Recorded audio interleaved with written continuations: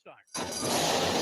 They're off in the Breeders' Cup Juvenile. And Jackie's Warrior broke very sharply, but will have early pressure from Dreamer's Disease. And Classier's right up there. Hard held just in behind the leaders as they race for that turn. Then it's Likeable. Next is going wide, floated out there 5 deep as they move into that turn.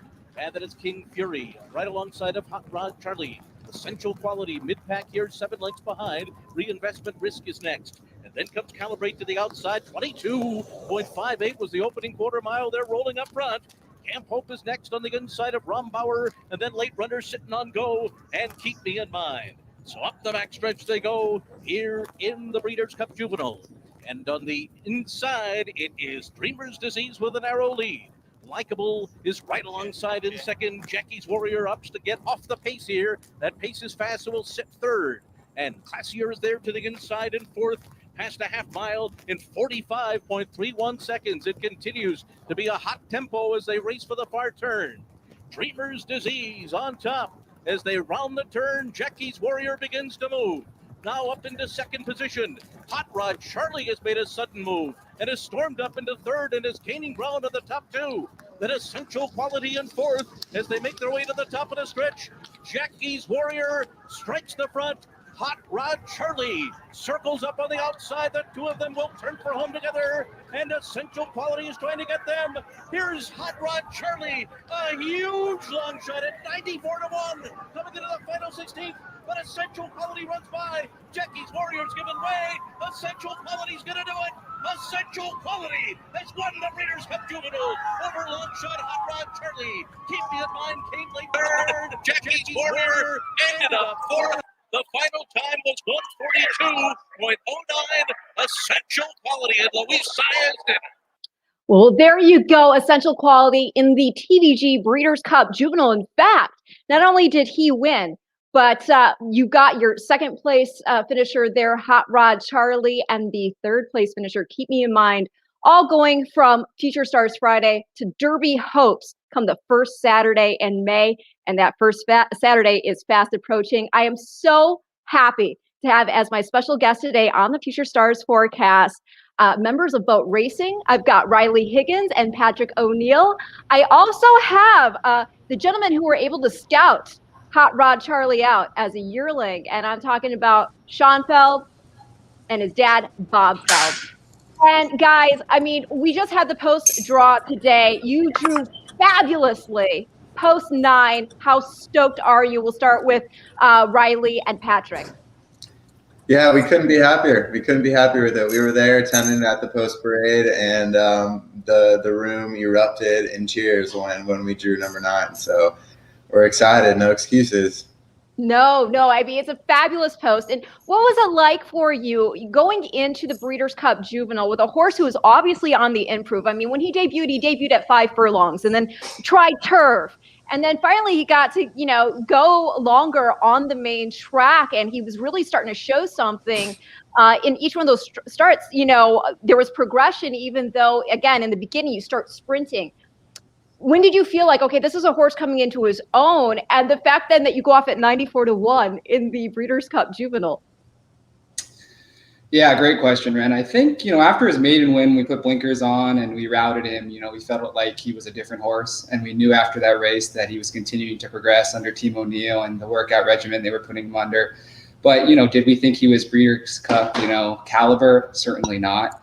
And so when you send a horse into the Breeders' Cup at 30-1, we were certainly kind of living to our MO, which is, hey, we put this together to, have memories and share amazing experiences with people like Sean and his dad and the boat racing crew and our family and friends. But, when we got to the paddock, he drifted up to 50-1 Ren. And then we got to our box seats and he was 94-1. And I'll never forget this moment. Bill Strauss and I looked at each other. Riley and I looked at each other. And a couple of the other guys looked at each other. We just said, hey, we went here for fun. This was fun. This will be 2 minutes, but let's get ready to run dead last and let's have a good dinner tonight. And to hear that call, we were just laughing watching that, and hear the announcer go, a huge long shot. We just got and we were absolutely going nuts. So I don't think I've ever seen in my 28 years of being in horse racing people celebrate that hard for a second place finish. So you let the bettors intimidate you a bit, right? You let them get you a little bit in that mindset of, gosh, maybe we thought we had a little, shot here. Maybe we don't. So you might have been extremely, maybe not surprised would be the word, because you went in there obviously thinking you had a chance, but you must have had a surreal moment of, we were right. We were absolutely right. Look at him rolling on here in the stretch. We're the first people to admit that we're not the smartest people in the room. And so we're also people who typically, as football guys, you would say we don't like to be intimidated, but you're spot on, Red. We are intimidated when we saw 94-1, without a doubt. And, for some reason we were the right people, or we were smart and made that decision, but we certainly didn't expect to be right in that decision. Well, you got to tell me you crushed him at the windows, right? It's so funny. The guys, I feel so bad about this. The guys said, hey, we should certainly put some money on him, 94-1. This is a value play. I was like, guys, we got enough in this horse. Are you kidding? This isn't going to change the experience. So thank God our families did. They all put like 5 across on the board, and I certainly had a happy mom that afternoon. Well, I want to ask you more about how you celebrated, because second place in the Breeders' Cup is certainly cause for celebration. But before I get to that, I want to take it all the way back to Sean. There's this great story. It was so endearing, and once I read it, I thought, oh my gosh, I need to bring on Bob and Sean. But obviously, your dad, I think he's having connectivity problems getting on the show today. But it was so moving. You guys actually scouted out this colt as a yearling in February. And the thing that I thought was really intriguing about the situation is you found him before Matoli, his half brother, really became Matoli. At the time of the sale, and you picked him up for $17,000, which is going to be an important number, and I'm going to let you explain that. But at the time of the sale, Matoli had only won 2 listed stakes, and he had gone on a very lengthy layoff from May, and he didn't come back until after the sale in February. He didn't come back until March, and that's when he just turned into an absolute beast. He went on a winning streak, became a grade 1 winner, and then you guys were able to turn that investment around at the October yearling sale for a nice penny. And then, of course, Matoli goes on to become not only the Breeders' Cup Sprint champ, but Eclipse Champion Sprinter of 2019. But again, there is a story behind this horse where you have a deeper connection beyond just having a great pin hook. So can you talk about that? Yeah, going back to finding the horse, he made a very short list of who he liked. And the night before the sale, we combed through the 3 or 4 final ones. And we basically figured, hey, if the mare could throw a fast son of Escandrea, she could have a good chance of throwing an Oxbow that could run. And we had looked and seen that the horse, Matoli, had a couple of half miles on the comeback, and figured, well, hell, maybe he'll come and win a couple of stakes for us and have a little nice of an update. And we had no idea. He would win 3 grade 1s in the span that we had him. And yeah, our family's lucky number is 17. It's been the same lucky number for 3 generations. And it just happened to land on 17,000. So it's pretty eerie at the moment, but we're pretty damn excited for this weekend. Well, you have a connection also when you're talking about that lucky number with your grandfather, Pop. And your father had written this fabulous write-up. And so if he can't join us on here, if he continues to have these problems getting on the show, I urge anybody, if they're on Facebook, go check it out, Bob Feld. And that number being special, your grandfather liked to gamble a bit and hit something, I guess, sizable. Yeah, from Black 17. I can try to show you. I have a Black 17. You do, Sean? Tattoo. So, if you could tell, the horse head is the 7. Oh my God! So it's been 17's been our number for as long as I've been alive. And my grandpa ended up dying on April 17th in 2000. So that number 17 constantly pops up, and it's just super ironic that, we've bought plenty of horses over the years. I don't think we've ever bought any for 17,000. So it's just super ironic that the horse turned out to be a really good horse. Well, you had said you were a young teenager at the time when he passed, and you said you were going to win the Kentucky Derby one day. Yeah, but when he was on his deathbed, my dad actually called my grade school. I think I was like in 7th grade, and said, "Hey, do you want to say goodbye?" And they said he probably won't make any noises. He was basically in a coma, or so they thought.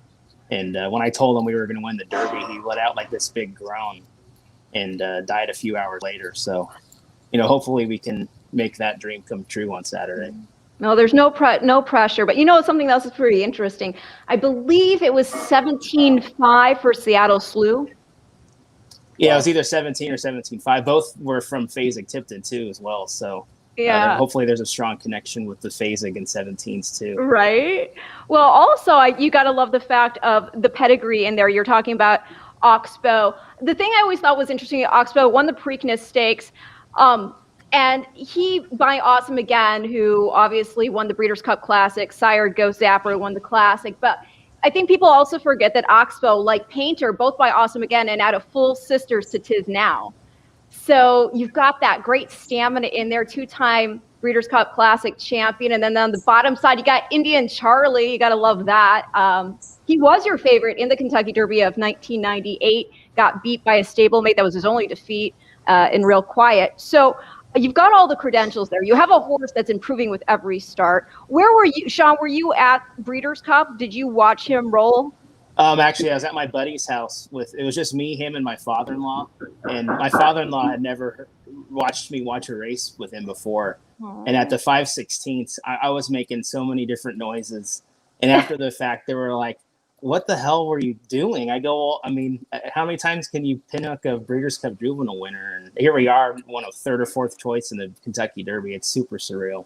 Right. Well, that's right, because you have connections to a lot of actual big name horses. Can you really quick just roll the credits? Well, the most famous one would be Beholder. Yes. But I'm really hoping Hot Rod Charlie takes over the pedestal. He's well on his way. But my dad and I bought Shared Account as a yearling. She won the Breeders' Cup Juvenile turf, Phillies turf. And you bred Miss Temple City. And then we bred Miss Temple City, 3-time Grade 1 winner. So, we've got a pretty good resume, but we're hoping to get it a lot bigger come May 1st. Right. Well, okay. Now, Riley and Patrick, hearing the backstory of that, I mean, this horse obviously already means a lot to you. This horse has taken you to the first Saturday in May, but I don't know. I mean, there's just something about horse racing. I'm interested in this because, Patrick, you're actually Doug's nephew, correct? Unfortunately, yes, friend. Unfortunately. Well, Doug is a fellow Michigander. I'm from Michigan as well. So I always get a kick out of the horses coming out with, the Detroit Red Wings names. Obviously, you won the Derby with Nyquist in 2016. I'll have another in 2012. Won the Derby as well as the Preakness. What was the pitch to your friends? Because can you talk about the genesis of boat racing? I mean, what was the pitch? And Riley, in that pitch, what was it that clicked for you that I was like, I'm in? So the genesis of boat racing was actually at Del Mar. A couple of us were at Patrick Uncle's suite, and then Doug had some horses going that day, and one of them won. And during the entire day, we were just having a blast, and it's hard to not have fun at the racetrack. Oh, right. And we were coming up with like a big list of experiences, trips, different things on our bucket list that we wanted to do together. And Dan and I, and another member of boat racing, were like, we have this awesome connection right here to the O'Neills. Like, why don't we use that platform to try and bring us awesome, very fun experiences? And that's kind of where it all started. And then, we get a text from Pat 3, 4, 5 days later saying, well, my uncle really likes this horse at the OBS April sale. Like, should we do it? And we never really looked back after that. So wow. It's been a wild ride, and I was just so grateful and thankful for everything. Wow. Patrick, I mean, what is it like for you on this ride with your uncle? It's surreal. Certainly, I'm sure you're aware, Ren, my dad passed away, a couple years ago of melanoma, which is a big portion of focus for boat racing. And so having both Dennis and Doug, who, as this group knows very well, and, probably, the public knows, very, very different people, but they're certainly both second dads to me. And to have kind of a family business and a family sport and take that and couple that with, my best friends in the world and their families as well, it's pretty surreal. Well, the other thing that's kind of fun is just the fact that you've got the camaraderie with your brothers. Can you go on and explain further who boat racing is? Yeah, so boat racing is a group of 5 guys, Patrick and I included, and we all met at Brown University, and we're on the football team together. So we spent just about every waking second together in college. A lot of us have the same classes. We've got one guy coming in right here. Hey! Happy to join you. I'll pull up a chair if you guys don't mind. Welcome. No, I told Riley, bring him on in. I am all for a party. We all still have our day jobs, so we've been in and out of work calls and that sort of thing. But day jobs. Oh God. We're the only people who own horses running the Kentucky Derby have to take PTO to watch the horses run. I'm just trying to rotate and see how I can get best all hooked together. I think this is the best way I can get the screen. Oh my gosh, but how much fun. And can you explain? Okay, I know I've read it. I'm sure you've had to tell this story already a gazillion times. I'm going to make you do it again. What is the boat drinking game? I don't know.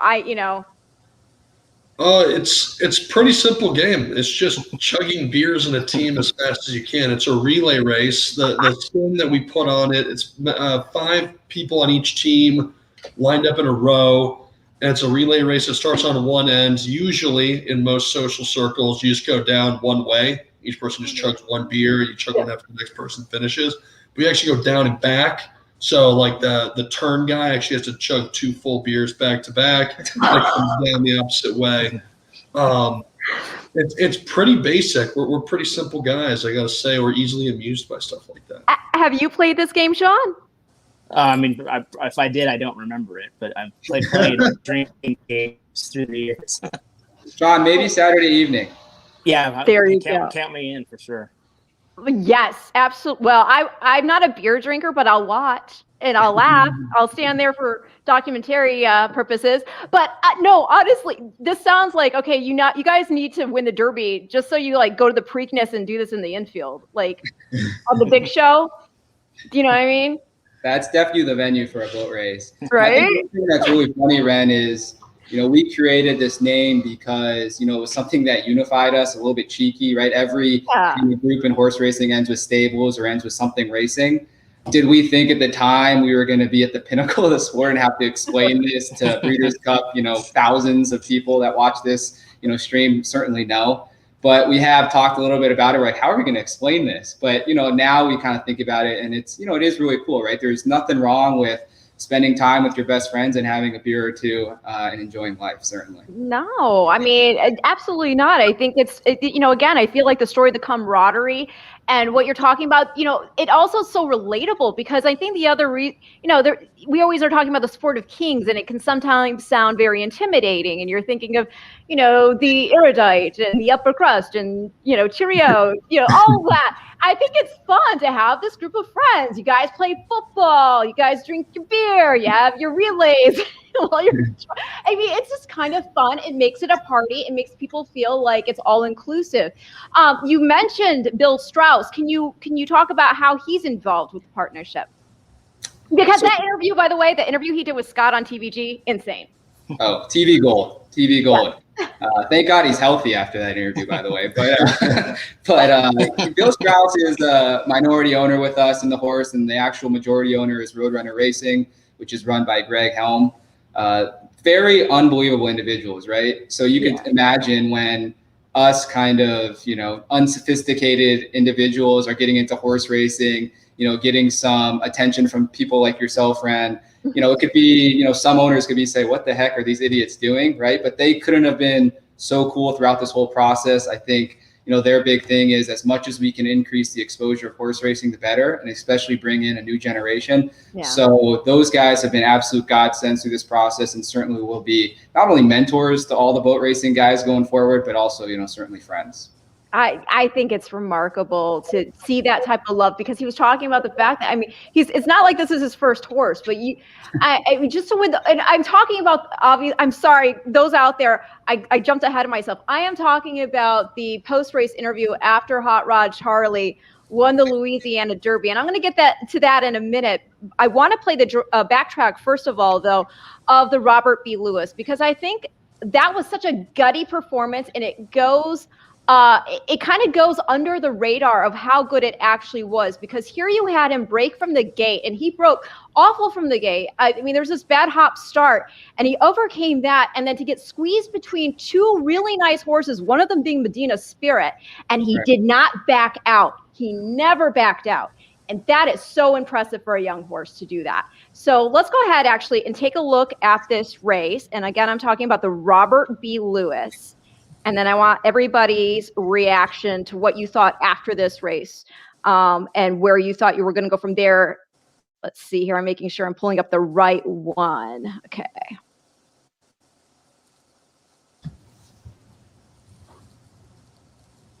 Oh, God.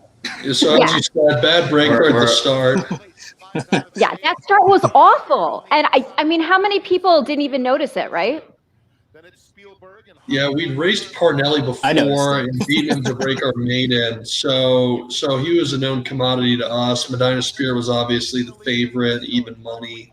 But we feel like we're in a pretty good position right here despite the bad start. We think the pace is pretty quick, but feeling good about where we are with a chance to overcome a bad start. Yes. And, you know, this was the very first start he made off the Breeders' Cup Juvenile itself. So he'd been off for a little bit, not too long, but still a little bit. And this track can be pretty tiring. So I thought he handled all this so well on top of it. And the track also, the other thing, I didn't even realize when it was being run, because I was on a live show for ABR. And I don't think any of us at the time really realized the track was listed as good. It wasn't even listed as fast at the time. Mm-hmm. Yeah, it had rained, like poured the night before. And there was maybe even like going early into the morning. So, I mean, it looks like a great day, as a lot of days look like in Southern California. But but it was not an easy track that day. Right here, we're a little worried, right? You know, we're saying the Breeders' Cup is kind of a myth, and we're like, oh God, he's going to back right out of there. But again, to your credit and to what you said, Ren, 3 months off the layoff, going a mile and a 16th in between horses. Most horses would have sucked right back out of there. But, Hot Rod Charlie is certainly, someone that we admire because he's so tough and such a gamer. And you can tell he just loves to win. We think he doesn't even know he lost here, by the way. Because he didn't. He put in a performance good enough to be a winner. And, the other thing that needs to be said for this is, I mean, it's, again, we already talked about the coming off the layoff and the track how it was playing that day. But also, hold on a second, I'm trying to make sure there we go. Sorry, Scott. So, the thing to point out the most is, again, when we're looking at these races, you have to look at it and project ahead. It's to the fact that this is a horse. You need to have a temperament where they are willing to throw down, to not back out, to battle through it. And to see that when he is now going to face, a 20 horse field, or 19 other horses anyway, that's so encouraging to see that, because you have a lot of horses who have a lot of talent, but if they get eyeballed, they'll back away. And I'm sure, Sean, you know that, and I'm sure you've seen it. Yeah, I mean, going back to what Patrick said at the quarter pole in the last and the Bob Lewis, I'm like, oh no, like the Breeders' Cup race was a total fluke. But then when he dug back in, I mean, he definitely is a fighter. And if you watch even his first 4 or 5 races, I mean, he never really gave up.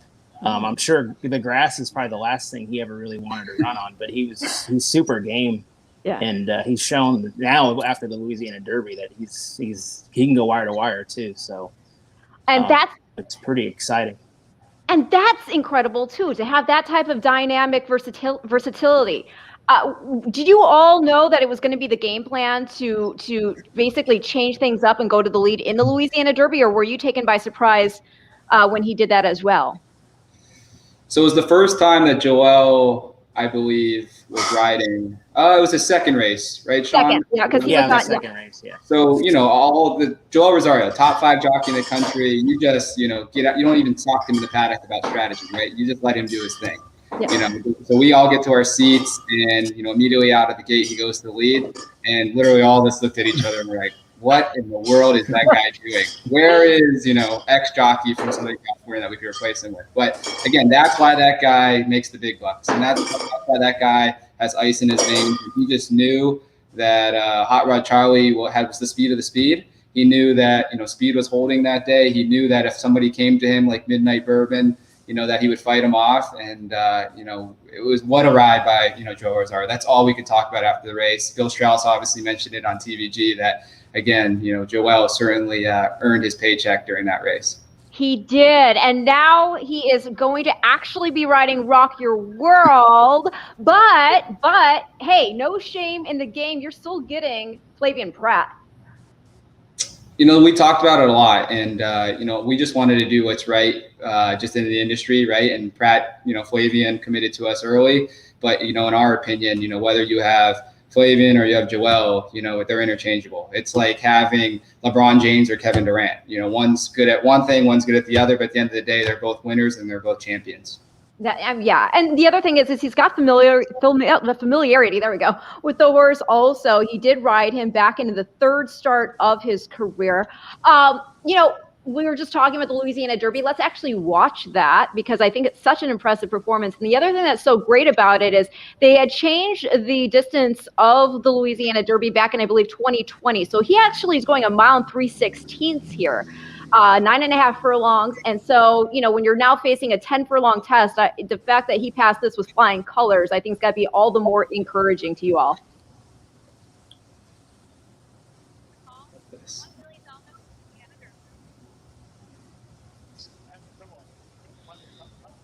And look, he takes on bumping again there. Yeah. Look at this. So a lot of familiar faces in this race with Mandaloon, Midnight Bourbon, Bezos, who are coming to Kentucky and race in Louisville on Saturday. So, obviously jump out to the lead here, which we were shocked by. But, it's like, you got to trust the jock, and he's going to do what he knows is best. And we're sitting in the stands holding our breath and just, trusting the process a little bit here. Yeah. I mean, Sean, where were you watching this? I was on the apron right at the finish line. Oh, you were there? Yeah, I was there. And when Joel first came by niggling at him, I'm like, what is he doing? Like, he needs to let him relax a little bit. And obviously he didn't need to relax that day. He just kept going. Oh, goodness. Well, here's a question for you guys. I mean, being that you're all connected through this one horse, have you all met before in person? Have you actually celebrated this horse's success yet together? That's actually a very funny story. So Sean and I actually know each other from when we were very, very little, pretty much middle school, maybe, Sean. So we would run around the OBS sales, and we would be the only little guys running around watching horses. And we have kept in touch ever since. But I hadn't seen Sean for a long time. And, I walked into him at the paddock in Louisiana, and it was such a feel-good moment. And then to have us win together was just really, really surreal. Oh my gosh. I mean, just the way that horses can bring you together. I find that makes the story even better. Yeah, I mean, our families go way back. I mean, Doug's first job on the track was for my Uncle Jude at Del Mar. God knows how long ago that was. So the O'Neill Feld connection is very strong and goes way, way back. Gosh, could the story get any better? I know there's so many storylines. And look at, by the way, for those watching the replay here, he doesn't even look tired. That's actually my favorite story from the whole Louisiana Derby thing. When Bill took the shank from whoever got him first, he literally was leading him around like a puppy dog. And the horse acted like he literally had never run an ounce of energy out of him. It was crazy. I mean, that horse is super, super fit. And his last 2 works have been really, really good. And I know the boat guys are excited, but I'm sure I'm just as excited as them for Saturday. Yeah, I mean, there's got to be something to it. Knowing it's got to feel pretty rewarding that you are proven right what you do for a business is trying to project talent and that it will be able to ascend, to these type of ranks. And you were right. What was it about him when you first saw the horse, Sean, more than anything that made you determined that you were going to come away with him at the sale? Well, he had been scratched out of the Keeneland November sale because he was sick. And when you're looking for pinhooks, you kind of want something that you think you can improve on a little bit. And he had the frame on him. He just was a smidge underweight. And we figured, with some extra TLC, he would be back to 100%. And the horse was correct and good sized. And literally the only blemish was his sire. And that's kind of why he ended up only going for 110,000. In October, was just that no one really likes Oxbow for whatever reason, and they didn't put too much credence in that the dam had thrown a freak sprinter in Matoli. And sometimes when the mares are that good, they just keep throwing good ones. And sure enough, we got another Grade 2 winner out of that mare, and hopefully there's a Grade 1 in his resume coming up in a few days. That's just so exciting. I think to be able to watch a horse basically blossom before your eyes, and you had any part to do with it, I think it's got to feel, again, so rewarding. But now to reach this level of Kentucky Derby, am I right, Sean? You've had so much Breeders' Cup success, but did you say that this is the first horse you've been connected to? Yeah, this is my first horse in the Derby. So. Oh my gosh! Okay, so super professional question for all y'all: what are you wearing? I'll be there. I'm actually going to be at the Derby, so I already got myself hooked up. What are y'all wearing?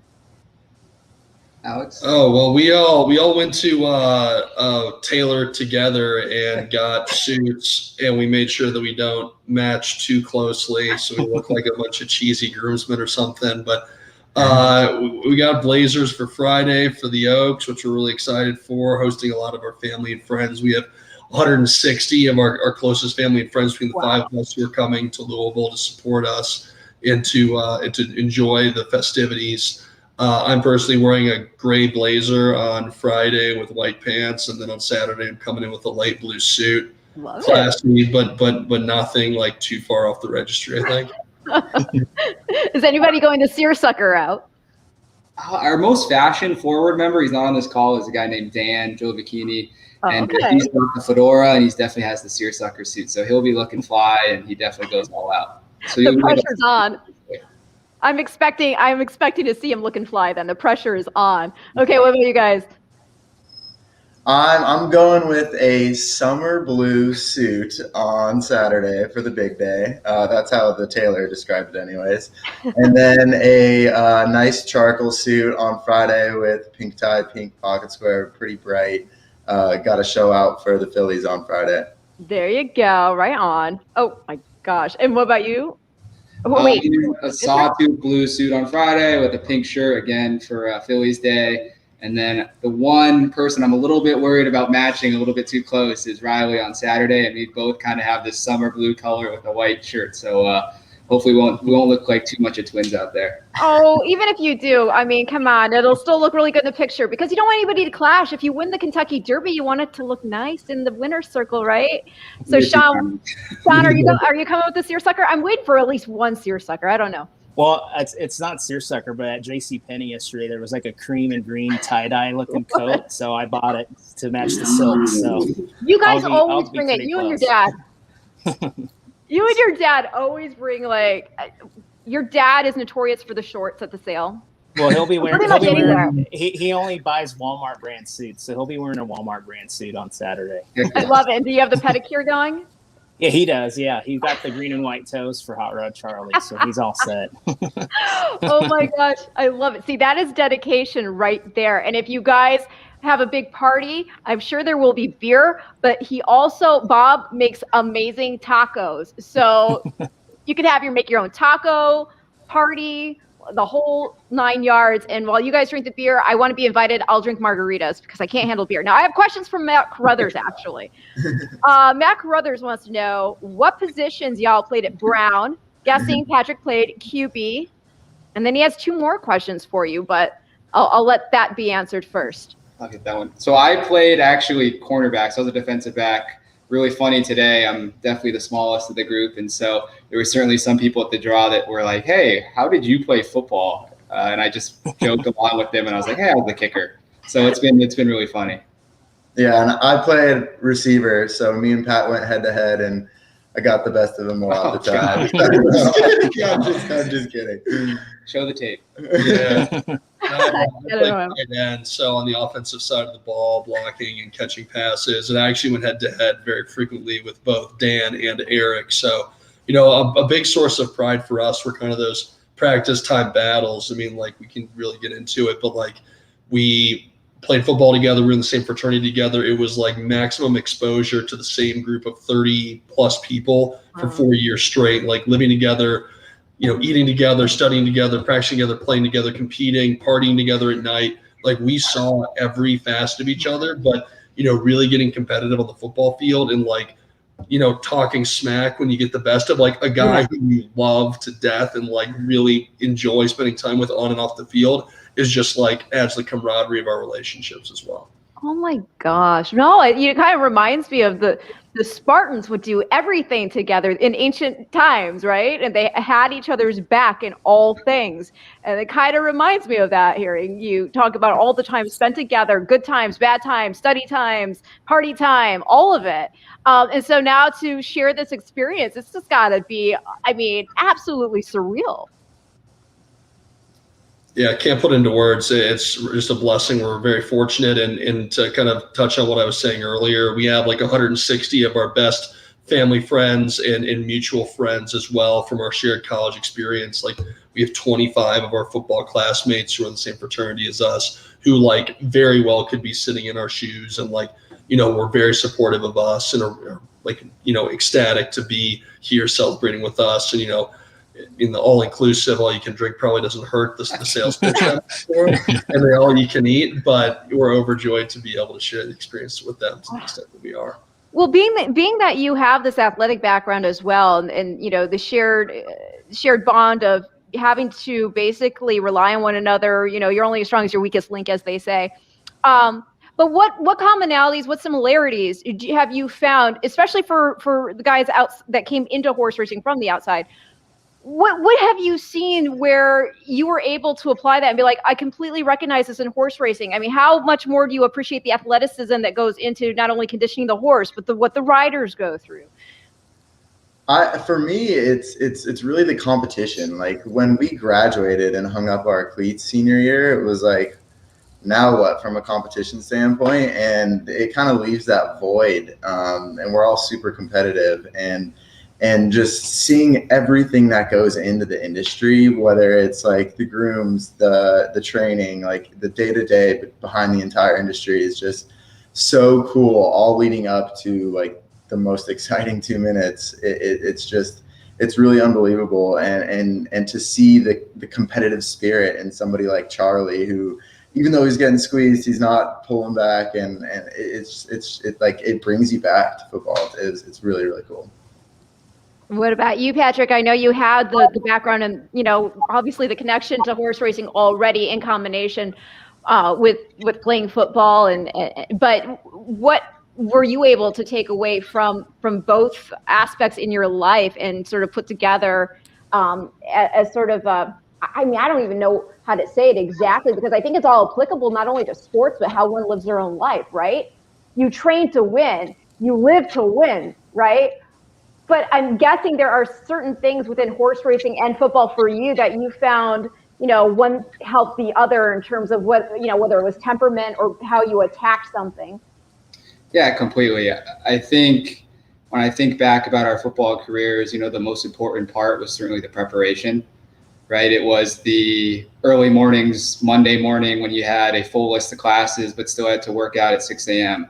and then practice in the afternoon after, you know, hopefully a win that prior Saturday and then a workout on Sunday. And so it's very similar. Like, one of our favorite things to do every day that we've been here in Kentucky, we've gone to Churchill Downs and see the guides and seen the groom Eddie, who's part of Team O'Neill, and Johnny, our exercise rider, and Sabas, the assistant trainer. Saba, yeah. Certainly, Lava Man, exactly, coach. And so that's the best part, is just seeing all the work that goes into the culmination of a horse running for 2 minutes. And that was very similar to football. You know whether or not you've put in the work once you get on the field at 12 p.m. and you're playing Harvard on a Saturday in October and it's, 50 degrees outside, right? Personally, we all looked at each other. We knew what he did. We knew what you did. And, you look left or right. And the way that I think about it as a metaphor, football is the closest thing to kind of, war that you can do kind of legally in the States, right? Right. A ton.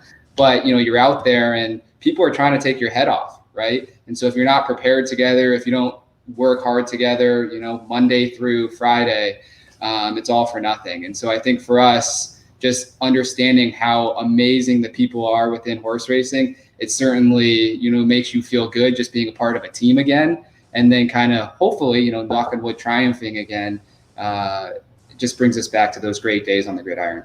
Well, what you said is so true. Football players, I think it's very fair to say, are the modern day gladiators. They step into the Circus Maximus, aka the football field, and they have to throw down. You're putting your body on the line, and with the jockeys themselves, the conditioning, and what you're saying about the horse. There's so much. Outside of racing, I wish people. There are so many hands that go on a horse before the horse ever even steps in a gate. I mean, we're talking with Sean, right? Like, there's so many. Yes, there are horses who are homebreds and they go on to do big things. But then there are horses, they go through so many different stages. They go through, obviously the pedigree being put together to mate a sire and a dam, the foal being born, the foal going through auction at, whatever various part of its life. Somebody like Sean, scouting that horse out, realizing that this is a horse with a lot of potential. Being able to basically, I guess the best way to put it to people outside of racing is like you flip a house kind of. You find something which you can improve upon. And he found a horse that had the great bones and, everything was there. It just needed a little more nurturing to get him right. And he found that. And then you guys all buy him. And then he goes into the pre-training, the foundational training. I think a lot of people think that horses go right from the farm to the track itself. And, just all of it to come together, and with Doug O'Neill, your uncle, and just the whole crew, it's kind of funny. I don't want to make this, any way about me, but I'll tell you a few things that I think are really fun anecdotes regarding, Hot Rod Charlie. I thought, how great. It's Mac Brothers and my anniversary. My initials are RHC. So Congrats. A little scrambled. Oh, thank you so much. A little scrambled, but Hot Rod Charlie. He was born April 11th. My birthday is April 12th. And I absolutely do love, I got to say, that they brought Lava Man in to coach him ahead of the Kentucky Derby, because when Mac Carruthers and I did our engagement photos, we actually had a special cameo. Wow. I'm surprised he's being that nice. That guy was a crazy guy, but that's Lava Man loves me. Lava Man loves me. You just gotta bring the Mrs. Pastor's cookies, and you are good to go. But I just thought, oh my gosh, because I didn't really realize it at first. I was like, oh, you know what? I'm going to be interviewing the guys on our anniversary, and I've got the great Lava Man photo, and with all of us together, and of course, like I said, the scrambled initials I thought was fun too. But again, there's just so many great storylines that go into this. Now, again, you're happy. Obviously, you should be happy with that post-position draw. I know you were there. Sean, where were you, and what was your first reaction? You had to have been happy. I was at Charlie Brown's with my dad at a restaurant in Lexington, and we were very nervous that number 1 was still hanging out there. And when it was number 9, we were very happy. Yeah, I would be too. I'm sure you would not have minded 17 in this situation. Yeah, obviously it would have been cool, but it's all right. As long as he gets in the gate on Saturday, we'll be very happy. And I always ask anybody who's been having a horse point in the Derby or has had a Derby connection on it, because I always love hearing the feedback regarding how much better it is now that we don't have that auxiliary gate. And what it means, obviously, you don't have that gap. And I think that causes a lot less confusion at the beginning of the race. So, not only did you draw well anyway, but you also have less concern now without an auxiliary gate for what, is this the second year in a row? Yeah, this is the second Derby, yeah. Yeah, right, everybody? Unless you're the 14 or 15, but yes, right. In general, you're kind of screwed if you're not screwed, but it's not as ideal with the auxiliary gate as compared to what it is today. Yeah, I remember I liked Classic Empire in 2017, and he just got crushed. out of the gate, all shot lost right there. But then some other questions I have, like, okay, so Matt Crothers has another question for you, actually. He says, what horse do you all fear most? And he also says, and I will crush you all someday in quarters.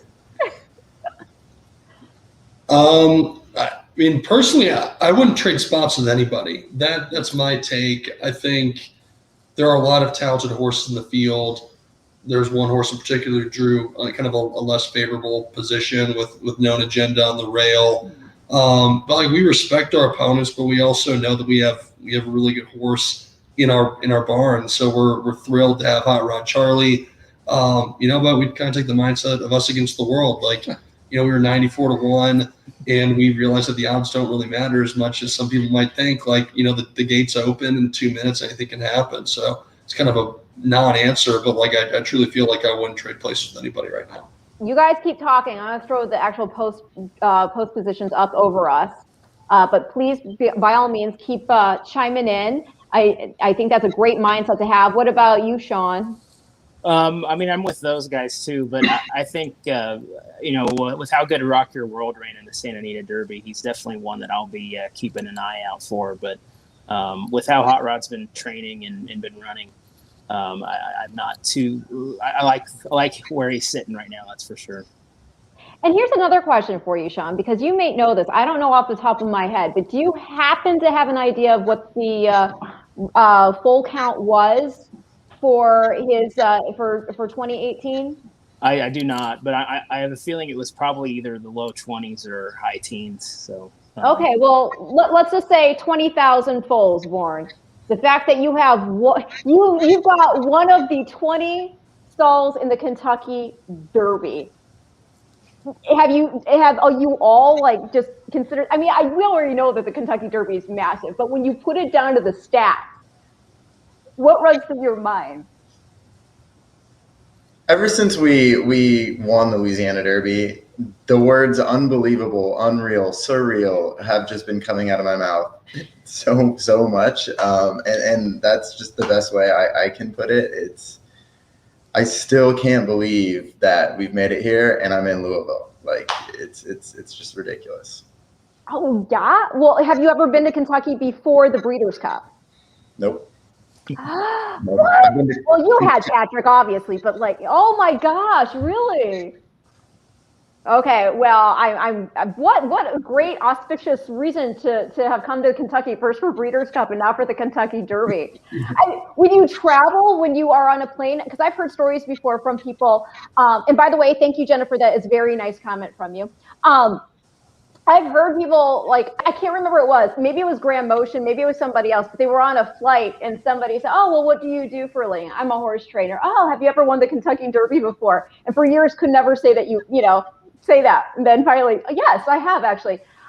It might not have been Graham, but it was somebody anyway, obviously, that won the Derby. And I just always thought that was so funny. Have you had anybody over the course of these travels to or from Kentucky ask, oh, what are you traveling for?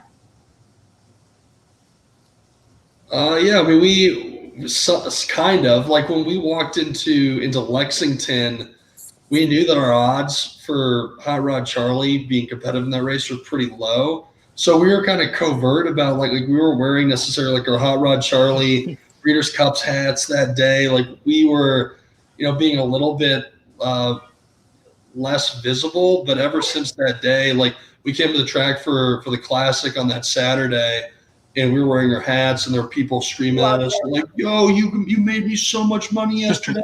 And so it's kind of cool to be like visible in that way. And then you travel on planes like Los Angeles and stuff, and like you wear the Hot Rod Charlie hat or any other kind of gear, and people like kind of do a double take, and it's almost like kind of recognize that name, like it must be like somehow related to that. But yeah, we've had conversations as we arrived in Louisville, like, hey, like, what are you doing in town? It's like, oh yeah, we're here for the Derby. And like, oh, you like media? That's what happened when we went to the draw today. Like, oh, you part of the media? I'm like, no, we're actually owners. And then you're like, oh, okay. I love it. Yeah, it's like, little random interactions like that have been fun. What's been the craziest thing that you've been through in terms of the media crush? I mean, for example, Penny Chenery had once said that, I mean, it sounds to me like, this is the fun part of it all. This is going into the Derby, maybe you're a little bit the underdog. And so it's not as much of a crush on you. I know when Penny Chenery, like I said, she had Secretariat, and she just said that media crush was so aggressive to go through. But I would imagine this has been very fun. So what's been maybe one of the craziest things that you've been through regarding the media, or one of the funniest questions you've been asked, or just, any moment that's kind of stood out along this journey for you? I don't think we can certainly resonate with it, how, somebody like Penny, experienced her Derby experience, or Paul Redham when Nyquist was the 2-1 favorite, had won the Juvenile and was 6 for 6, going undefeated. But, we certainly have a different story than most, owners going to the Kentucky Derby. We certainly don't probably look the same. We certainly don't have the same amount of dollars in our bank account today than the typical owner. And so, there certainly has been a lot of reach out from not only the horse racing community, but just our communities, our local communities, our football communities at Brown. The Providence Journal reached out the other day. But for us, I think, and you guys tell me if I'm wrong or misspoken, but, we all love horse racing now. And so kind of our, if you want to say, our hidden agenda is the fact that you don't need to be, retired. You don't need to be a gazillionaire. You can be, of our generation, and Sean included, in order to make an impact in this sport and participate in this amazing sport of kings and queens. And so it's such an amazing sport. That's kind of my personal thing. I've been a part of it for 28 years. And so as much as we can kind of get the word out that, the Kentucky Derby is this weekend, but also there's a amazing allowance race at Keeneland next weekend. The better it is for the sport, and the better it is for all the horse racing community at large. Yeah, and to add to that, if I may, Ren, the other thing is we're just super lucky. We kind of right place, right time. People have been doing this for a long time and never gotten to where we are, and we realize how fortunate and blessed we are to kind of have this platform by kind of pure happenstance. We don't do any, it's very, very low touch operation for us. Team O'Neill is excellent.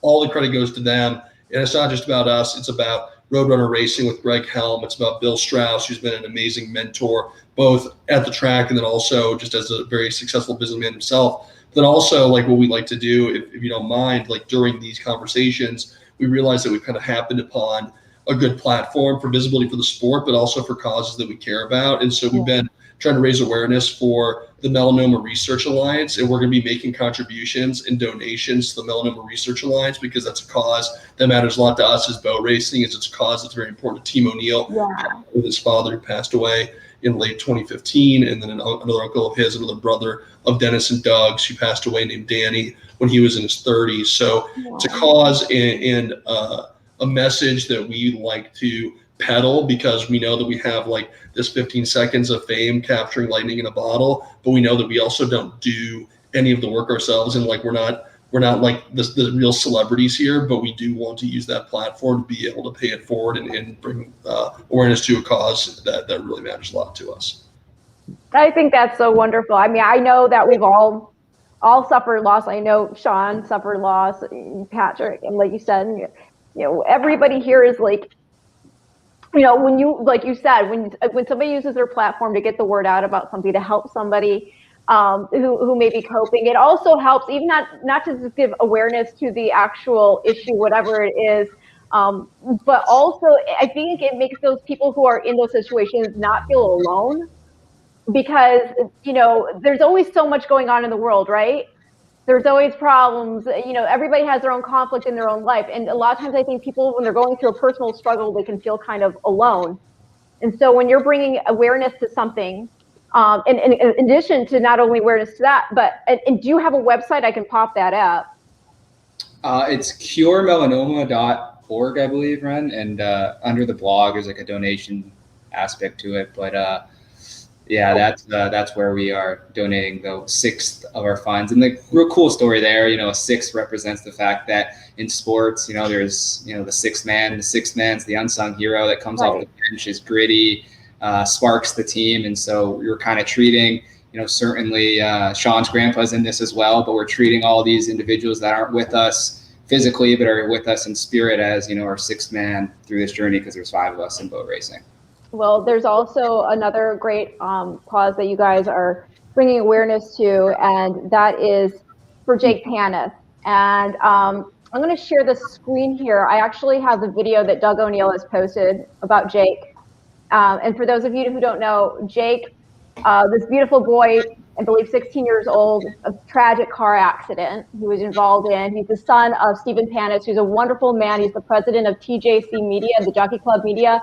They're responsible for, just a lot of the tremendously moving and fabulous content for America's Best Racing. And to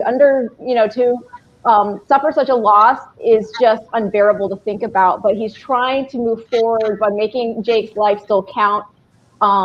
And so one of the ways in which he's doing that is called the Jake Panus Walk-On Football Endowed Scholarship. It was recently established to provide a walk-on football player who, through hard work and perseverance, earns an athletic scholarship and contributes toward the success of the Gamecock football team, the university, and the community at large. The student athlete will share Jake's leadership attributes while demonstrating a motivated work ethic, fierce determination, team first mentality, and grit on the football field.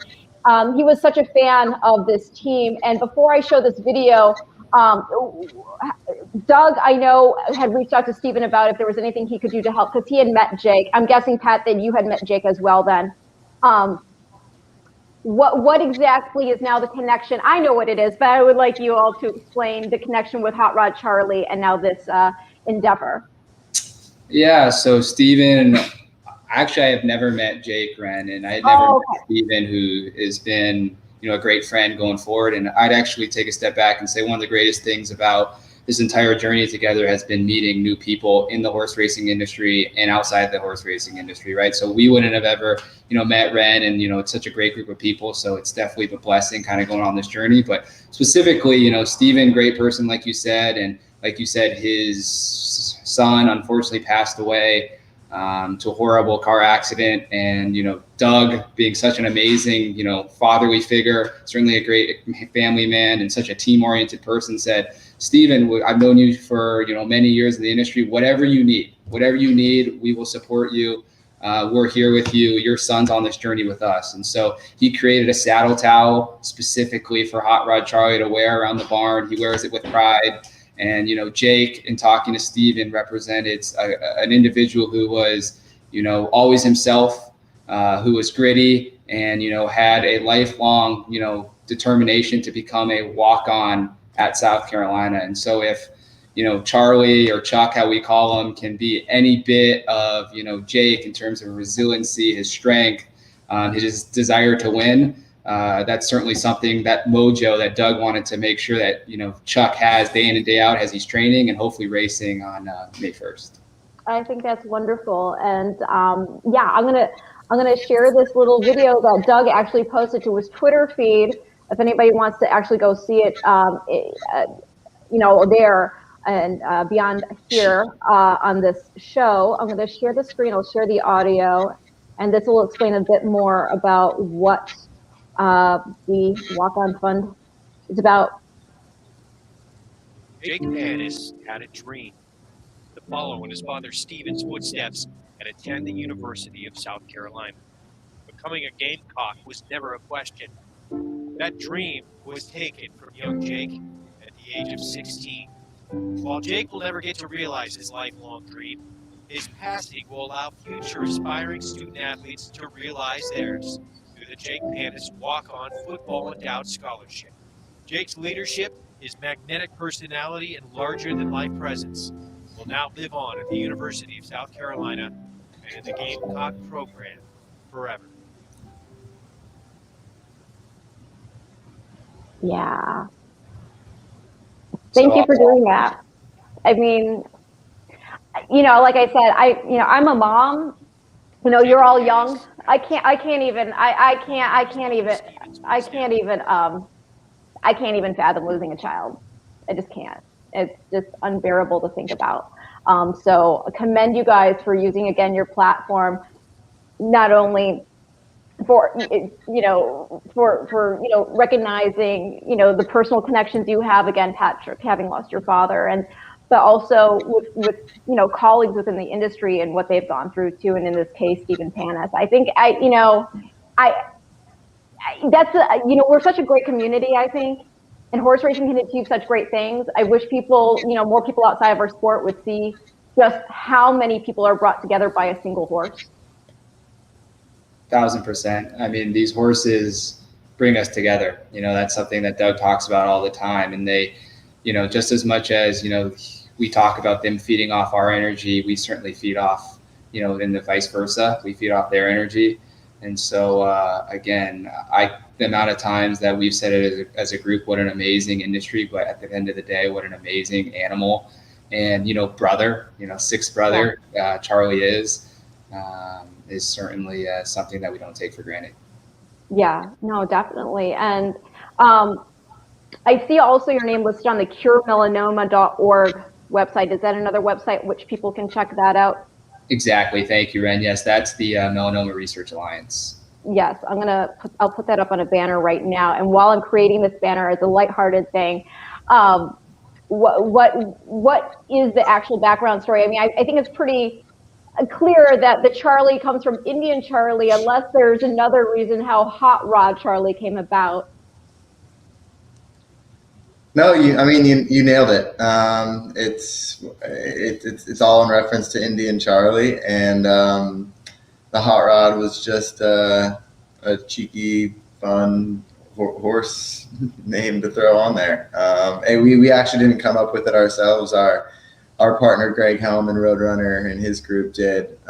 Kudos to them, obviously, but yeah, it's a fun one to get behind, that's for sure. No, it is. And how did it get shortened up to Chuck? Chuck's just a guy's guy, approachable name. Hot Rod Charlie, 3 words. We need one syllable. Chuck, that's our guy. That's our man. We love Chuck, and he's just one of us, No, I think that's fabulous. It really is very endearing. And I'm going to ask another question that's more lighthearted, but I do want to show what the website curemelanoma.org looks like, so people are familiar, and when they see it, okay, yes, I recognize that when I type it in that is the correct website. This is what the page looks like right here. And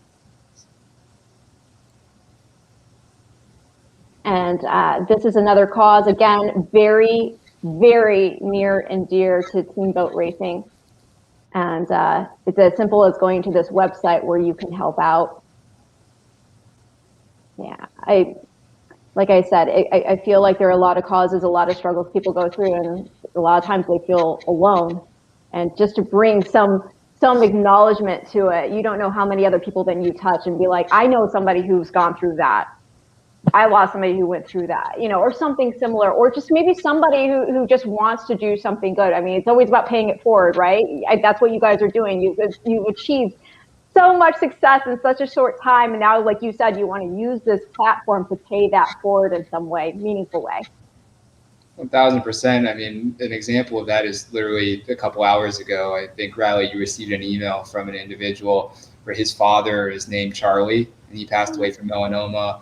Big horse racing fan, and he does something with bourbon distilleries here, and he said, if you want to do something with us, we'd love to have you over, give you a free drink, and we are rooting for Hot Rod Charlie all the way, and I know my dad will be on his back pushing him forward and giving him a little boost. So those are the type of things that just that's what life's about. It's all about people, it's about memories, and it's about experiences. And the fact that Chuck is making that happen, he's just an unbelievable animal, and we're so grateful for him. Well, I mean, like you just said, grateful for the horse. I mean, that's what helped get me through. My father passed away last year. He had lung cancer, but he wasn't a smoker. He just had, I think a lot of people don't know that you can get lung cancer even if you're not a smoker. But he passed away, and it just so happened because of the Derby being postponed due to COVID, the rescheduled Derby landed on his birthday. And I was like, there's no way I can be sad on his birthday with it being the Kentucky Derby. He wouldn't want that. He would want me to have fun. And sure enough, I was able to enjoy the day and celebrate him. And like I said, that's just one of the things that's so special. The thing also with, that brings it back also to the storyline and things in life carrying on. The whole idea behind the Future Stars card, this Future Stars Friday card, is you're showcasing, hopefully, the stars of the next chapter of racing. And to see not one, not two, but the 3 top finishers all landing in the Kentucky Derby, I think is so special and so tremendous. And the fact that we have now taken this ride along with them through the 2-year-old season into such an auspicious day, it makes you feel like these horses already have fan bases. And I think that's wonderful. And with Charlie, and this is the lighthearted question I want to bring into it, when you call him Chuck, and how it makes it more, one of the guys, does he have a Chuck personality? Absolutely. He's a fun one in the barn. He's always full of energy. He's always wanting to get out. And he's a fun guy to be around. Yeah. I'd love to know Sean's perspective as a little guy. Yeah. I was just gonna say, watching him grow up, he was very, very horny, and we always joked around that you're gonna have to be pretty damn fast to be by Oxbow to use that thing. And sure enough, he's fast enough, and he'll be having a lot of fun once he's done racing. I think we clipped this part out for social. Like this will be the standalone commentary on what was it like as a youth. Well, actually, that's what. Unfortunately, it's a good thing it hasn't gotten him in trouble in terms of being, not keeping his mind at task, because a lot of horses who are very studdish, obviously, they can't keep their mind on the job. And I think that's what happened to Animal Kingdom, if I remember correctly, when they took him to Royal Ascot. Weren't you there, Sean?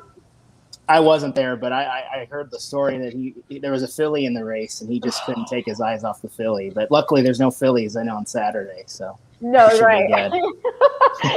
Yeah, it's kind of hard to race otherwise. But yeah, that's cute. Well, but he was never studdish in a bad way, though. He was never nippy or. No. He really was interested in the girls, and that was one of the first questions I asked Charla, who works for Team O'Neill. I love Charla. Shout out to Charla Ray Sanders. Yeah, and it's the first thing I go, hey, is Charlie still studdish? She goes, oh yeah, he loves basically everything and everyone. So.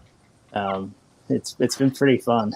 Oh my gosh. That's the funniest thing about Chuck is, around the barn, he is an absolute goofball. I mean, he's playing around, he's messing with things, squirrels run around, he tries to chase them. I think he actually bolted during a work as a 2-year-old because he saw something out of the corner of his eye. And so, as he's matured a little bit, certainly he's, become a little less studdish. He's also become a little bit more focused from a horse racing perspective. I think that's what's really changed from when he was running at Del Mar and on the grass and running short to where he is today. So he's still that guy in the barn, messing around, which we love, and he has that personality. But it's when it comes to the track, he kind of puts on, his helmet, and he knows it's game time. And he is he has 2 different personas, which is great, because if he was still that kind of barn persona, he might not run very fast on Saturday. What do you think also? I mean, not to get too buried in the storylines, and I know I'm keeping you, so I'm sorry if there was something you need to run to. Just let me know. Hand up for mercy. But it is an interesting storyline also, where your morning line favorite in the Derby is the undefeated Essential Quality, who is being ridden by Luis Saez. Luis Saez obviously crossed the wire first on maximum security, gets DQ'd, and put up Country House Flavian Pratt. That's an interesting storyline, no? 1000%. One of the things that we keep messing with Flavian about is hey man, you've never really won the Derby, so you should work really hard on Saturday. But he takes it in stride, and he jokes around. But yeah, I think from his perspective, again, top 5 jockey in the country, in our opinion, and maybe in the world. But I think he'd like to have a Derby where there's a lot less drama, and his horse's nose hits the wire first this time around. And you don't need to answer on this, because I know how touchy it can get, but have you had any sniff of interest at a stud deal? Yeah, we have. We certainly are in talks with a couple of stallion farms. It is tough being by Oxbow, but he checks a lot of boxes, right? First of all, he's amazing, has an amazing race record. He's very correct and beautiful, as Sean mentioned, body-wise. And, there's no reason, in our opinion, that Oxbow should be, a poor sire. Again, you mentioned earlier, by Awesome Again, won the Preakness, a classic winner. And so who knows? He could be that horse that makes Oxbow an entirely new sire and has that second career. And with that, hopefully, we have some additional stud interest, post Kentucky Derby. Well, I think part of the thing, and I think, Sean, you agree with this too, is it's all about people want that quick return on investment. And what you were finding, I feel like, with Oxbow and also Painter, and the interesting thing about Painter, and I may have mentioned this at the beginning, but Painter also by Awesome Again, and out of another full sister to Oxbow's mom and his now. So it's the same cross.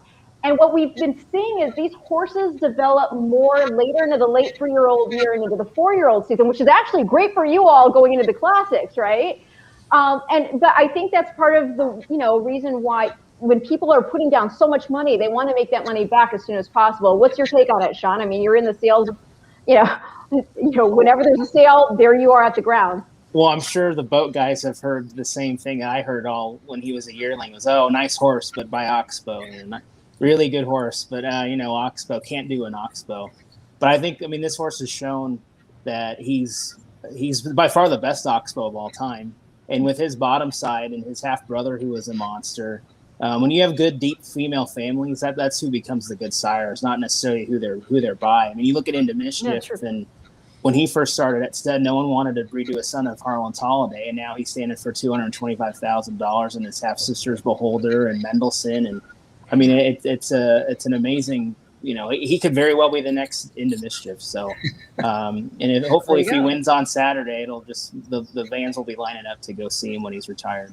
Well, you should know what's the buzz at Matoli over there at Spendthrift.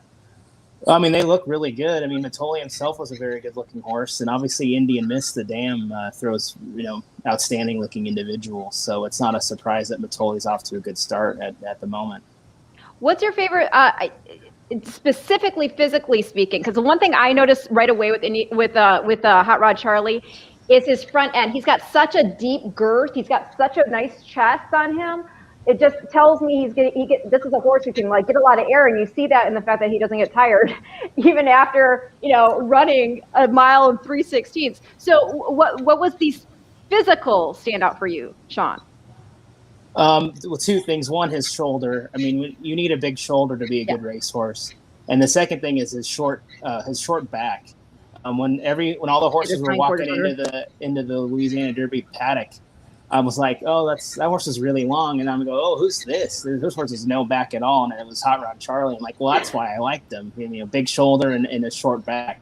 So that's the two things that I like the most, and he's obviously very big. He's just, to me, he's the perfectly conformed horse. Dennis said not that long ago, if he was by Curlin, he probably would have brought $1 million, and I would have to believe it. There's really nothing wrong with his physical. It's literally was who his dad is, and he doesn't know who his dad is. No, he has no idea. And he didn't know he was 94-1 in the Breeders' Cup either. So this horse is bucked basically every trend. So right. I keep hoping he'll just keep doing it. Well, Patrick, were you there with Dennis when he was purchased as a yearling? I was not, unfortunately. Honestly, Ren, Dennis isn't much of a yearling purchaser. He definitely frequents the 2-year-old sales in the spring. So there's just a lot of crazy storylines in this. He ended up going to that yearling sale, again, a sale that he doesn't usually buy for clients at, had talked to Sean and, Bob, Sean's dad, and he reached out. He said, hey, this is a horse that I think will grow into his body. He is light right now, as Sean mentioned, but he's like that pre-adolescent, teen with the, pimples all over his face. And I'm telling you, if you give him some time and let him go through puberty, he's going to be quite the jock as an upperclassman in high school and going to college. And again, that's why Dennis is amazing and kind of our, secret sauce in the Team O'Neill operation, because in any sport, you're only as good as your athletes, whether it's football, basketball, any sport again. And so with that, as much as I believe Team O'Neill moves the needle, let's call it 10%. I think, Pratt will move the needle 10%. I think at the end of the day, 80% of whether you win or not is due to the horse. Oh, well, here, I want to show Matoli actually now, and then I'll let you all go party, because I know this is a crazy week for you. And I'm sure you've got much more media interest, doing interviews and whatnot, and you want to go explore Louisville. By the way, I will say you should go to the Brown Hotel and get a hot brown. Okay. And Yeah, I mean, they're not good for you, and I actually, but they're delicious. And in any case, although I don't know what's going on with COVID situation, I don't know like how restrictive things are with COVID there. Right at the moment in terms of what's open at 50% capacity, et cetera. But if you can get in the Round Hotel, I again suggest a hot brown. But okay, so here is Matoli winning the 2019 Breeders' Cup Sprint. And the reason I wanted to show this with you guys here is because, again, to go back and discussing the fact that y'all bought Hot Rod Charlie before Matoli won the Breeders' Cup. He's already a grade one. He hadn't even, he had become a grade one winner, but he had not won the Breeders' Cup yet. So knowing you had Hot Rod Charlie in the barn watching this race, how stoked were you? Well, I'll give you a lot more background here. So Dennis had purchased this horse about 4 or 5 days before the race. Oh my gosh. He had sold about 75% again to Bill and Greg. And he was just talking to me. We talk every day. He's like a second father to me. And I said, wait, you have 25% left. I said, we have a little bit of funds left. We probably have one more bullet in boat racing left. And when we talk to the guys, if you don't have anyone to take the last 25%. And I said, oh, okay, you'll let me wait till after the Breeders' Cup, right? You're my uncle, you're a family member. He said, no, heck no. You need to tell me before the Breeders' Cup. You don't get any special privileges. So got the guys on the horn, and thank God they said, yes, let's do it. Oh my gosh. And how amazing is it that were you there? You were there, I'm guessing, for the Breeders' Cup. We were not. I can't remember. Really? Yeah, but I remember watching this race with the guys because we said, hey, the value of the horse would probably go up if Matoli wins. So we were definitely big Matoli fans on Breeders' Cup Saturday. Oh my gosh. Well, I would have thought, being the Cali boys you are, that you would have been there. So, one of the things I noticed watching that replay is going to what Sean said, they have very similar shoulders. Their front ends are built so similarly.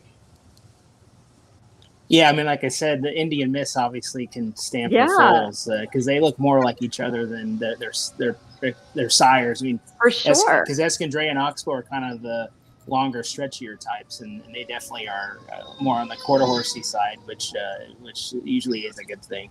Well, real quick, asking you, like both of you guys now. So as now owning him, and when he was announced Eclipse Champion Sprinter, you probably were also now over the moon. And now Sean also. So I want both takes. Sean, as the seller, was there any part of you who's like, oh crap, maybe we should have waited to sell him as a 2-year-old? And for you guys, I sure wish the yearling sale was a week after the breeders' sale, right? but I know how all that goes. And yeah, I mean, there's a little, maybe 1% of me wishes we kept him, but on the flip side, we wouldn't get to hear all the stories from the boat guys and the Roadrunner stuff. So I'm more than happy to not own him anymore. I made plenty of money. He paid for my renovation of the house I had just bought, so he owes me literally nothing. And I know the current owners have made nothing but money with him too. So the horse owes nobody anything, and I think we're all just super blessed and excited that he's come this far and is the 4th choice in the Kentucky Derby. I love it. Amen to that. I mean, that's the other thing. Going back to that stat, not only do you have one of the 20 gates in the Kentucky Derby, but you're not even a long shot here. You're not your 94-1. You are one of the. I mean, you are 8-1 in the Kentucky Derby. That's. I mean, no pressure or anything. So now, before I let you go, I just want to know a few things. One, what is your week looking like going into the Derby? Like, are there parts? Any. This is the thing, going back to COVID, I don't know how much different it is experiencing this when there are certain restrictions here and there, but from media to just enjoying yourself, what's on the docket. And then the other question is, if you are playing the Kentucky Derby, obviously you're going to put your horse on top. How else are you playing the race or the card? Do you have any horses that you think we should be looking out for betting wise? Everybody. So if you want to start, whoever wants to start, roll with it. I'll start with our week. So okay. Pretty funny here, actually. One of our good friends that we played football with at Brown, he's getting married in May, and he had his bachelor party last weekend. So we all went to that in Raleigh-Durham, North Carolina. He's a football coach at Duke now. And so that was a great weekend, and we just flew straight from there to Louisville on Sunday. From there, we went and visited a couple of stallion farms, which I had never done before. Really, really cool experience. Just seeing that part of the industry was amazing. And then Monday and Tuesday, we've gone to the barn in the mornings. We obviously went to the post position draw today, but those were kind of our 2 work days. Like I said earlier, we're all still working stiffs and have day jobs, so gotta put in the time there. And then You mean you didn't take the whole week off? I would have been like, I'm gonna be out and about, sipping on what I'm gonna sip on, and enjoying myself ahead of Derby. You didn't take the week off? We'll more than make up for it Wednesday through Okay. Sunday. We'll have our good time. We're gonna go to Woodford on Wednesday, and then Rabbit Hole Distillery on Friday, and play some golf maybe on Thursday. And should be a really, really fun week. And we're definitely taking advantage of all the media opportunities, and it's definitely going to be one that's unforgettable. And what about you, Sean? What are you and your dad? Are you just going to roll in from Lexington day Well, of? Or are you out there actually, the whole week? Bill invited us to their party on Friday at the Rabbit place. So The I'll be there Rabbit place. well, I don't know. It's Rabbit something. Rabbit hole. Rabbit Hole Distillery. Wait, Very, we don't very gracious. want everybody showing up, right? Yeah. So we're going good on Friday and then spending the night and then going to the races Saturday and see what unfolds the rest of the weekend, I guess. Oh my gosh, how fun. I can hardly wait. So I might, if I see you guys wandering around, I might pull one of you on. We're doing an ABR live stream from Derby. So if I see anybody, I might grab them before or after, depending on how everything shakes out and rolls out. But I think this is so exciting. I'm living vicariously through connections because, as somebody who did grow up on a thoroughbred horse farm, the idea of making the Kentucky Derby, if you live in the United States anyway, and you're a horse breeder, is obviously the goal, right? I never got there, but I am certainly felt blessed enough to be around people who have had a lot of success and have been willing to share the ride. And it's wonderful to talk to people like you all who are willing to bring people in and say, hey, enjoy this with us. Because you do recognize how rare it is to be in this position. One of the other things I'll say is, if I'll give you guys a quick platform too. If there's anything you want to say that you think that we could all be doing better to promote horse racing, I mean, I love that you all have this inside outside and outside inside connection now. So if you have an idea, if you want to throw that out there now, and while we've got people listening, or if there's anything, because I see that you guys also already have some mainstream attention from Barstool Sports, so that's pretty cool. Yeah, I think one thing that resonates for us, right? One of the top, let's call it, experiences that people are doing in consumer retail right now are this idea of bridging a kind of something you do during the day and making kind of a fun experience of it. So specifically, I'm thinking about Topgolf, right? And so I feel that if we can with horse racing kind of make that a little bit of a Topgolf experience, right? Where can you not only watch horses, every 30 minutes in the best 2 minutes in the world, have a drink, gamble, but like, what are you going to do from, 12:02 to 12:30? Right. So how can you fill that time? Can we do some type of entertainment? Can we do something that's a little bit outside the typical realm of horse racing? I will tell you, certainly there's going to, the greatest thing about horse racing, right, is the tradition, right? That's one of the best parts about it. So there is going to be a little bit of a divide there initially, but I think in order to stay with the times, we got to kind of bridge that gap and say horse racing is a traditional sport. There's nothing like the Kentucky Derby. We're going to keep my own old Kentucky home, but let's also kind of get into the new era of, consumer experiences and social media and digital activation. And we all know that doesn't happen overnight, but with people like Sean in the industry, and kind of hopefully, and yourself, Ren, and, kind of this new generation that's very much streaming on Twitter, hopefully I think that could move horse racing into the 21st century. I agree with Weeze, by the way. Delmar does a good job of that. What about you, Sean? You've been in it all your life. Well, I mean, we definitely need more guys like the boat racing guys. I mean, they know. I mean, they were passionate about it before Hot Rod Charlie, and if we just need more people in our generation to experience the highs and lows, and that's what makes having a good one so much fun. But yeah, like Patrick said earlier, the younger generation needs to realize that not every Saturday is the Kentucky Derby. Right. and that there is races on Wednesdays and Tuesdays at Finger Lakes. Like there is a lot of different angles. And going back to earlier what you guys were saying, like this horse is going to compete against Sheikh Mohammed, who's one of the most influential people in the world, and then you got Hot Rod Charlie with a bunch of Joes owning him. So we need to get more people like the boat racing guys in the industry. And if there was 100 boat racing LLCs out there, racing would be a lot better place. Oh, well, wasn't there an old commercial, like, get in the boat? I might be dating myself now, but there used to be, I think it was for a sunscreen. I think it was for Banana Boat. And the jingle used to be like, get in the boat. And so, on the flip side of that, get in the boat, get along and, take a ride here with these guys, because it's, obviously been already an amazing adventure. And I can only imagine how much more extremely fun this is going to get if you do win the Derby, or, even finish well in it, where you are then going to pursue the Preakness as well, because that's party town right there. Yeah, we don't want to get a little too far ahead of ourselves. Obviously, that's really exciting. Are you superstitious? Because I feel like I'm one of the few people in racing that's not superstitious at all. I like to project big. Yeah. And if it happens, great. And if it doesn't, at least I had my goal way out there, right? We're gonna live pretty fast here for the next 4 or 5 days, and we'll pick up the pieces on Sunday and figure out where we're going next. But for the time being, we're trying to win every day and just grab life by the horns. Well, there you go. I think that's a good way of basically keeping yourself at a pace, right? You don't want to be a speed and fade. So okay. Bottom line, guys. Final thoughts and what you're just, I don't know, most looking forward to, because I know a lot of people might just be like, oh, the race itself, but I think there's a lot of stuff in the intimate moments, like being at the barn with the horse ahead of the race or whatever. What are you looking most forward to this weekend?